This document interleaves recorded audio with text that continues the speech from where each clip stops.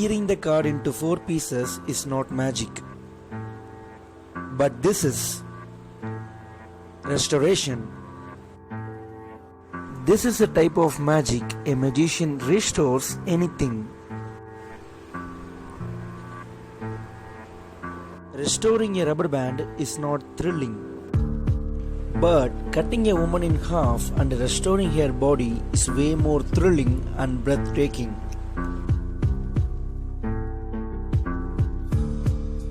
So it's high time pick up all the objects you want to restore and approach a magician ASAP.